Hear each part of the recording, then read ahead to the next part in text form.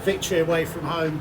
Going into day 5, the bookies had us 10-1 to win that game, so really not a huge chance, but an amazing morning really. De Freitas smashed his highest ever score, 80.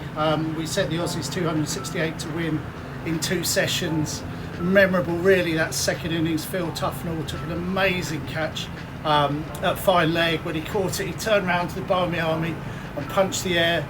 Better still, Steve Waugh was castled first ball by Devon Malcolm, and we went on to win with just 5 overs to spare. Steamed onto the pitch with hundreds of fans celebrating in front of the players' balcony, in front of the members' stand. And then after a while, Alex Stewart was on the top and he started beckoning to a few people. I didn't know who he was beckoning to. Suddenly I realised it was me. He wanted me to go up through the stands, through the players' dressing rooms, onto the balcony and sing our celebration songs with a few of the players. So what an honour, even to won a test match. And there's a fat lad from Bedford singing the songs, and hundreds of our fans below. So that was memorable in itself. Adelaide, amazing city, brilliant pub next to the ground, the cathedral. We all headed there to have a few drinks, and then there was the first Barmy Army after party really that we'd organised at the Lord Raglan's Hotel. You can just imagine what the atmosphere was like. Hundreds and hundreds of us partying, singing, drinking.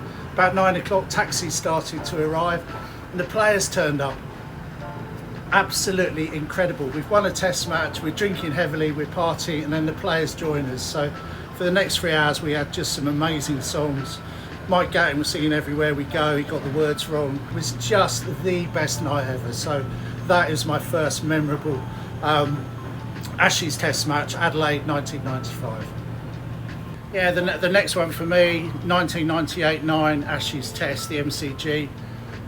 We weren't doing well in that series. First day we got to Boxing Day, highlight of the Australian cricket season. It rained all day, so that didn't start well. Again, it got to day 5 and we were in all sorts of trouble. I think the Aussies were set about 158, 160 to win. They were cruising at 110 for 2, and then Mark Ramprakash took a stunning one-handed catch at square leg.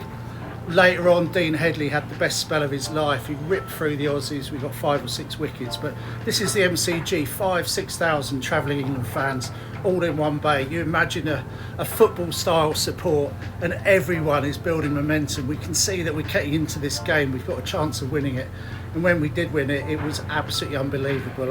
Our main man on that tour, Darren Gough, got the final wicket. His celebration was awesome. Again, massive celebration. In those days you could run onto the pitch celebrating in front of the players. Didn't get invited into the balcony this time. Players didn't come to the after party, but that was one hell of a test match. The absolute dream is to see England win away, and I was lucky enough to do that in 2010-11. So starting in 94-95, just watching us lose and lose badly, typically on most of those tours, including a 5-0 disaster. Do you know what? It started pretty well at the Gabba with that amazing fight back in the final innings. Cook and Trott scoring massive hundreds. We went on to Adelaide, and I think the first 3 or 4 overs we got 3 wickets, so the momentum really was with us. We won in Adelaide, obviously that was our spiritual home, so we think we're in with a real chance here, going 1-0 up in the series. Mitchell Johnson took us apart in Perth, but we always lose in Perth, so go 1-1 into Perth. But the best day I have ever had watching cricket over the last 30 years was Boxing Day at the MCG, when we bowled the Aussies out for 98 in the first innings, and I think we were 157 for none at the end of the first day.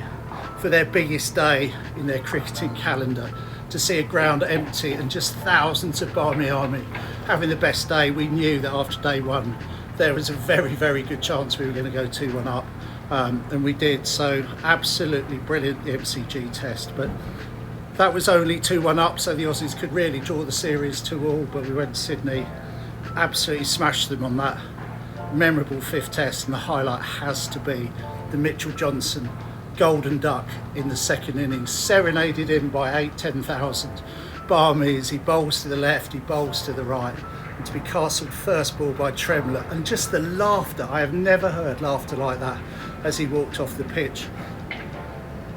Go on to win the game. Fortunately for us, they took it into day 5, which was even better, so we got almost another bonus day of celebration. We knew we were going to win. The after party was incredible. We went down to Circular Quay, the Paragon, the Barmy Army HQ, Aussie TV cameras and media were coming down to recorders. Obviously we were taunting them with funny songs so they couldn't broadcast half of them. And then the after party, which I am proud enough to say that I organised in a nightclub in Sydney, all the players turned up. So they've won the Ashes for the first time since 96, 97, and they choose to party with the Barmy Army.